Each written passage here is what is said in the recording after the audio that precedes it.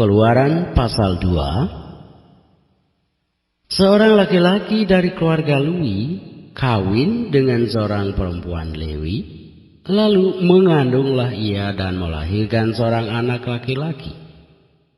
Ketika dilihatnya bahwa anak itu cantik, disembunyikannya 3 bulan lamanya. Tetapi ia tidak dapat menyembunyikannya lebih lama lagi. Sebab itu diambilnya sebuah peti pandan, dipakalnya dengan gala-gala dantel, diletakkannya bayi itu di dalamnya, dan ditaruhnya peti itu di tengah-tengah teberau di tepi sungai Nil. Kakaknya perempuan berdiri di tempat yang agak jauh untuk melihat apakah yang akan terjadi dengan dia. Maka datanglah putri Firaun untuk mandi di sungai Nil, sedang dayang-dayangnya berjalan-jalan di tepi sungai Nil. Lalu terlihatlah olehnya peti yang di tengah-tengah teberau itu, maka disuruhnya hambanya perempuan untuk mengambilnya. Ketika dibukanya, dilihatnya bayi itu dan tampaklah anak itu menangis. Sehingga belas kasihannya ia kepadanya dan berkata, "Tentulah ini bayi orang Ibrani." Lalu bertanyalah kakak anak itu kepada putri Firaun, "Akan kupanggilkah bagi tuan putri seorang inang penyusu dari perempuan Ibrani untuk menyusukan bayi itu bagi tuan putri?" Sahut putri Firaun kepadanya, "Baiklah." Lalu pergilah gadis itu memanggil ibu bayi itu. Maka berkatalah putri Firaun kepada ibu itu, "Bawalah bayi ini dan susukanlah dia bagiku, maka aku akan memberi upah kepadamu." Kemudian perempuan itu mengambil bayi itu dan menyusuinya. Ketika anak itu telah besar, dibawanyalah kepada putri Firaun yang mengangkatnya menjadi anaknya dan menamainya Musa. Sebab katanya, "Karena aku telah menariknya dari air." Pada waktu itu, ketika Musa telah dewasa, ia keluar mendapatkan saudara-saudaranya untuk melihat kerja paksa mereka. Lalu dilihatnyalah seorang Mesir memukul seorang Ibrani, seorang dari saudara-saudaranya itu. Ia menoleh ke sana sini, dan ketika dilihatnya tidak ada orang, dibunuhnya orang Mesir itu, dan disembunyikannya mayatnya dalam pasir.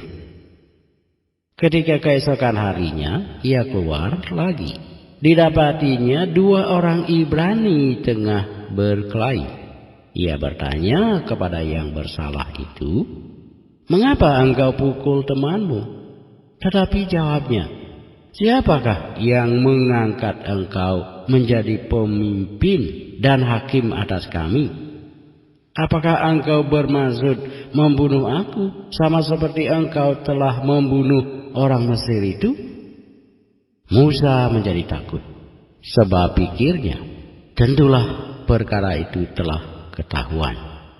Ketika Firaun mendengar tentang perkara itu, dicarinya ikhtiar untuk membunuh Musa. Tetapi Musa melarikan diri dari hadapan Firaun dan tiba di tanah Midian. Lalu ia duduk-duduk di tepi sebuah sumur. Adapun imam di Midian itu mempunyai 7 anak perempuan. Mereka datang menimba air dan mengisi palungan-palungan untuk memberi minum kambing domba ayahnya. Maka datanglah gembala-gembala yang mengusir mereka. Lalu Musa bangkit menolong mereka dan memberi minum kambing domba mereka. Ketika mereka sampai kepada Rehuel, ayah mereka, berkatalah ia, "Mengapa selekas itu kamu pulang hari ini?" Jawab mereka, "Seorang Mesir menolong kami terhadap gembala-gembala bahkan ia menimba air banyak-banyak untuk kami dan memberi minum kambing domba. Ia berkata kepada anak-anaknya, di manakah ia? Mengapakah kamu tinggalkan orang itu? Panggillah dia makan. Musa bersedia tinggal di rumah itu. Lalu diberikan Rehuelah Sipora anaknya kepada Musa. Perempuan itu melahirkan seorang anak laki-laki, maka Musa menamainya Gersom, sebab katanya, aku telah menjadi seorang pendatang di negeri asing. Lama sesudah itu matilah Raja Mesir. Tetapi orang Israel masih mengeluh karena perbudakan. Dan mereka berseru-seru sehingga teriak mereka minta tolong karena perbudakan itu sampai kepada Allah. Allah mendengar mereka mengerang. Lalu ia mengingat kepada perjanjiannya dengan Abraham, Ishak dan Yakub. Maka Allah melihat orang Israel itu dan Allah memperhatikan mereka.